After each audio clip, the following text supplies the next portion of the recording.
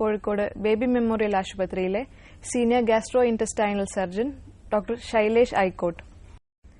Doctor, ഈ ആഗ്നേയഗ്രന്ഥിയിലെ പാൻക്രിയാസിലെ കല്ലുകളുടെ ചികിത്സയെക്കുറിച്ചൊന്ന് വിശദീകരിച്ചു തരാം.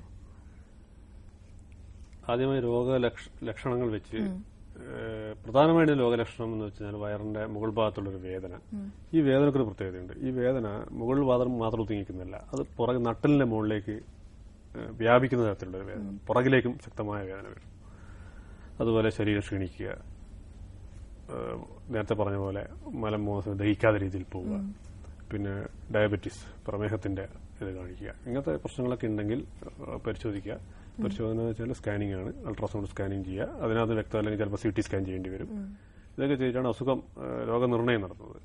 ഈ രോഗനിർണയം നടത്തിയ ശേഷം ഇതിന് പ്രധാനമായും ഞാൻ പറഞ്ഞ 3 പ്രശ്നങ്ങളാണ് ഇതിനകത്ത് ഉണ്ടാകുന്നത്. ഒന്ന് വേദന, 2 ദഹനം ശരിയായ രീതിയിൽ നടക്കാതിരിക്കുക, 3 ഡയബറ്റീസ്. ഈ 3 മരുന്നുകളുടെ ചികിത്സയാണ് ആദ്യം ചെയ്യുക.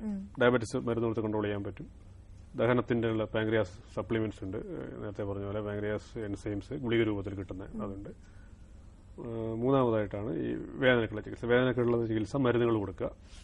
നല്ല മരുന്ന് കൊടുത്താൽ മിക്കവാറും ഇതിൽ വേദനകൾ കൺട്രോൾ ചെയ്യാൻ പറ്റും. അപ്പോൾ ഇങ്ങനെ കൺട്രോൾ ചെയ്യാൻ പറ്റത്തില്ലെങ്കിൽ, ശക്തമായ വേദന വരികയാണ്, എന്തൊക്കെ മരുന്ന് കൊടുത്തിട്ടും അത് ശരിയാവുന്നില്ല എന്നുള്ള സ്ഥിതി വരികയാണെങ്കിൽ ഓപ്പറേഷൻ വേണ്ടി വരും. അതുകൂടാതെ ഈ പാങ്ക്രിയാസിലെ സ്റ്റോൺ കാരണം ചില കോംപ്ലിക്കേഷൻസ് വരാം. എന്നുവെച്ചാൽ പാങ്ക്രിയാസിലെ സ്റ്റോൺ കാരണം പാങ്ക്രിയാസിലെ പഴുപ്പ്, നീർക്കെട്ട് വരിക, അല്ലാതെ കൂടുക.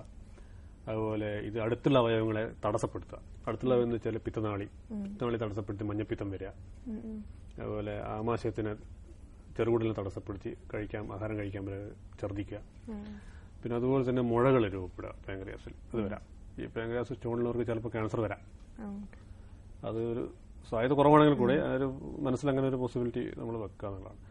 അപ്പോൾ അത് വരുന്നുണ്ടെങ്കിൽ, ഇത്രയും ഉണ്ടെങ്കിൽ നമ്മൾ മരുന്നുകൊണ്ട് ഇനി ചികിത്സിച്ചിട്ട് കാര്യമില്ല, ഓപ്പറേഷൻ വേണം എന്നുള്ള രീതിയിലേക്ക് ആണത് പോകുന്നത്.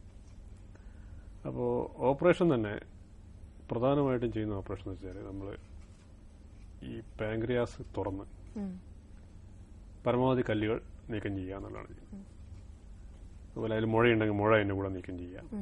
പിന്നെ മുഴുവൻ കല്ലുകളും എല്ലാം നീക്കം ചെയ്ത ശേഷം ഈ പാങ്ക്രിയാസിന്റെ സ്വഭാവം, ഇങ്ങനെയുള്ള പാങ്ക്രിയാസ് സ്വഭാവം, ഈ ഓപ്പറേഷൻ ചെയ്തുകൊണ്ട് വീണ്ടും കല്ലുകൾ ഉണ്ടാവാതിരിക്കുന്നില്ല.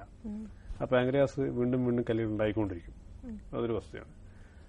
അപ്പോൾ ഈ ഉണ്ടാവുന്ന കല്ലുകൾ താനെ ചെറുകുടലിലേക്ക് പാസ് ചെയ്ത് അതുവഴി മലത്തിൽ കൂടെ പോകാനുള്ളൊരു സംവിധാനം ഉണ്ടാക്കി കൊടുക്കുക എന്നുള്ളതാണ് ഓപ്പറേഷനിൽ ചെയ്യുന്ന 2ാമത്തെ കാര്യം. അതായത് പാങ്ക്രിയാസ് ഗ്രന്ഥിയും ചെറുകുടലും തമ്മിലൊരു നീളത്തിലുള്ളൊരു കണക്ഷൻ കൊടുക്കും. അപ്പോൾ വീണ്ടും കല്ലുകൾ ഉണ്ടാവും. ആ കല്ലുകൾ ഇതുവഴി രോഗിക്ക് വലിയ ബുദ്ധിമുട്ടില്ലാതെ പാസ് ചെയ്ത് പോകുക എന്നുള്ളതാണ് എന്റെ ഉദ്ദേശിക്കുന്നത്. ഷബൂറും ചിലപ്പോൾ ഇതിനകത്ത് മുഴകളുണ്ടെങ്കിൽ, ചില ക്യാൻസറിന് തുടക്കം അങ്ങനെ എന്തെങ്കിലും തോന്നുകയാണെങ്കിൽ നമ്മൾ കുറച്ചും കൂടെ അധികം വലിയ ഓപ്പറേഷൻ, അതായത് ആ ഭാഗം മുറിച്ചു മാറുന്ന രീതിയിലുള്ള ഓപ്പറേഷൻ ചിലപ്പോൾ ചെയ്യേണ്ടി വന്നേക്കാം. പാങ്ക്രിയാസിന്റെ പകുതിയോളം, അത് എവിടെയാണ് അസുഖമുള്ളത് ആ ഭാഗം, മുഴയുള്ള ഭാഗം ഏകദേശം പകുതിയോളം ഭാഗം മുറിച്ചു മാറുന്നതും പലപ്പോഴും ചെയ്യേണ്ടി വരാം. എല്ലാ മുഴകളും ക്യാൻസർ അല്ലല്ലോ? അല്ല, എല്ലാ മുഴകളും ക്യാൻസർ. അത് നിർണ്ണയിക്കാനുള്ള കുറച്ച് മാർഗങ്ങളുണ്ട്.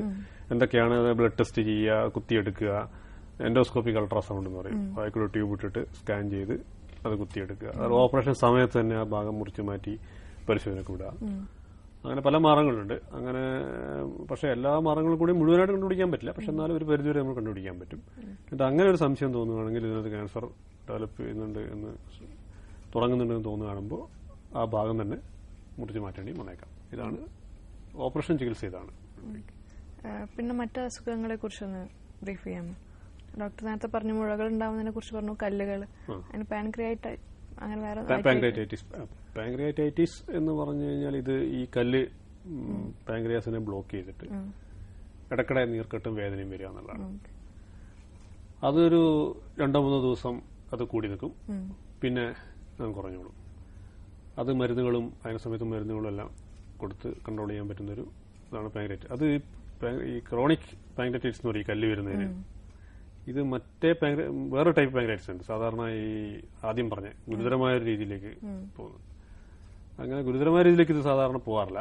വേദന വന്ന് മരുന്നൊക്കെ കഴിച്ച് കുറച്ച് കഴിയുമ്പോഴേക്കത് കുറയും. പക്ഷെ അതിന് ഇടയ്ക്കിടെ ഈ പ്രശ്നങ്ങൾ ഉണ്ടായിക്കൊണ്ടിരിക്കുമ്പോഴാണ് രോഗിക്ക് നമ്മൾ കൂടുതൽ ചികിത്സകൾ വേണ്ടി വരുന്നത്. ഓക്കെ.